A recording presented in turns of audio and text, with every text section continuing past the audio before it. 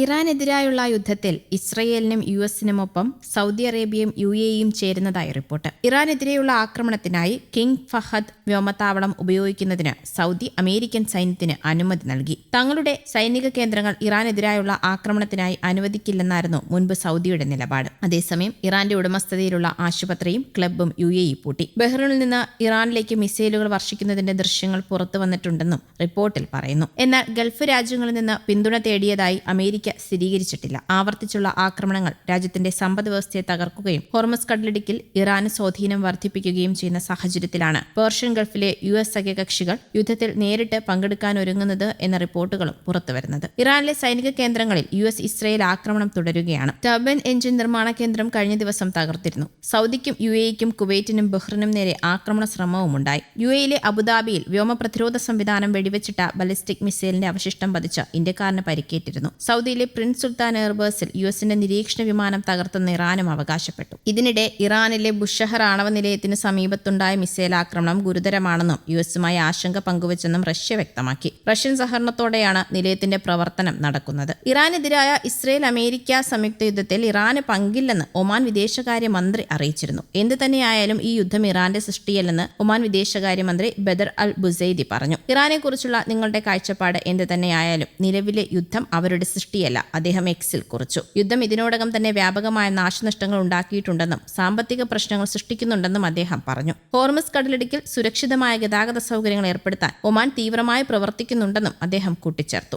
അദ്ദേഹം നേരത്തെയും ഇറാന് അനുകൂല നിലപാടുകൾ സ്വീകരിച്ചിരുന്നു. അമേരിക്കയുടെ നടപടിയിൽ നിരാശനാണെന്നും കൂടുതൽ ആഴത്തിൽ ഇനിയും യുദ്ധത്തിൽ ഇടപെടരുതെന്നും ബുസൈദി നേരത്തെ അമേരിക്കയോട് അഭ്യർത്ഥിച്ചിരുന്നു. ഉടനടി വെടിനിർത്തൽ പ്രഖ്യാപിക്കണമെന്നും ചർച്ചയ്ക്ക് മധ്യസ്ഥത വഹിക്കാൻ തയ്യാറാണെന്നും അദ്ദേഹം പറഞ്ഞിരുന്നു. യുദ്ധത്തിന് മുമ്പ് ഇറാൻ അമേരിക്ക ആണവ ചർച്ചകൾക്ക് മധ്യസ്ഥത വഹിച്ചത് ഒമാനായിരുന്നു. ഇറാനുമായി കരാർ ഉണ്ടാക്കിയിട്ടുണ്ടെന്ന യുഎസ് പ്രസിഡന്റ് ഡൊണാൾഡ് ട്രംപിന്റെ അവകാശവാദത്തിന് പിന്നാലെ യുഎസിൽ നിന്ന് ചില സന്ദേശങ്ങൾ ലഭിച്ചതായും അവ അവലോകനം ചെയ്തു വരികയാണെന്നും ഇറാന്റെ വിദേശകാര്യ മന്ത്രാലയത്തിലെ ഉന്നത ഉദ്യോഗസ്ഥൻ സ്ഥിരീകരിച്ചു. ഇറാൻ യുഎസ് സംഘർഷം ലഘൂകരിക്കുന്നതിനായി തുർക്കി, ഈജിപ്ത്, പാകിസ്ഥാൻ തുടങ്ങിയ രാജ്യങ്ങൾ മധ്യസ്ഥ ശ്രമങ്ങൾ നടത്തി വരുന്നതായും റിപ്പോർട്ടുകളുണ്ട്. മധ്യസ്ഥർ വഴി യുഎസിൽ നിന്ന് ഞങ്ങൾക്ക് ചില സന്ദേശങ്ങൾ ലഭിച്ചെന്നും അവ അവലോകനം ചെയ്തു വരികയാണെന്നും ഉദ്യോഗസ്ഥർ അറിയിച്ചതായി അന്താരാഷ്ട്ര മാധ്യമങ്ങളാണ് റിപ്പോർട്ട് ചെയ്തത്. ഊർജ്ജ പശ്ചാത്തല സൗകര്യങ്ങൾക്കും കപ്പൽ ഗതാഗതത്തിനും നേരെയുള്ള ആക്രമണങ്ങൾ ഒഴിവാക്കാനാണ് വിഷയത്തിൽ ഇടപെട്ട് ഈജിപ്തും തുർക്കിയും പ്രധാനമായും ശ്രമിക്കുന്നത്. മേഖലയിൽ ഒരു ഊർജ്ജ ദുരന്തം ഒഴിവാക്കാൻ ഈ ഇടപെടലുകൾ സഹായിച്ചതായി നയതന്ത്ര പ്രതിനിധികൾ വിലയിരുത്തുന്നു. ഇറാൻ വിദേശകാര്യമന്ത്രി അബ്ബാസ് അരാക്ചി തുർക്കി വിദേശകാര്യമന്ത്രി ഹക്കാൻ ഫിഡാനുമായി ഫോണിൽ സംസാരിച്ചു. ഇറാനും അമേരിക്കയും തമ്മിലുള്ള ചർച്ചകളിൽ തുർക്കി മുമ്പ് മധ്യവർത്തിയായി പ്രവർത്തിച്ചിരുന്നു. യുഎസും ഇറാനും തമ്മിൽ സന്ദേശങ്ങൾ കൈമാറിയോ എന്ന് തുർക്കി വിദേശകാര്യ മന്ത്രാലയം സ്ഥിരീകരിക്കാൻ വിസമ്മതിച്ചെങ്കിലും സംഘർഷം അവസാനിപ്പിക്കുന്നതിനുള്ള ശ്രമങ്ങളുടെ ഭാഗമായി Qatar, Saudi Arabia, Pakistan, Egypt, European Union എന്നിവിടങ്ങളിലെല്ലാം യുഎസ് ഉദ്യോഗസ്ഥരുമായും ചർച്ചകൾ നടത്തിയതായി തുർക്കി ഉദ്യോഗസ്ഥർ പറഞ്ഞു. ഇറാനുമായി സന്ദേശങ്ങൾ കൈമാറിയതായി ഈജിപ്ഷ്യൻ പ്രസിഡന്റിന്റെ ഓഫീസും അറിയിച്ചിരുന്നു. News desk, Kerala Kaumudi.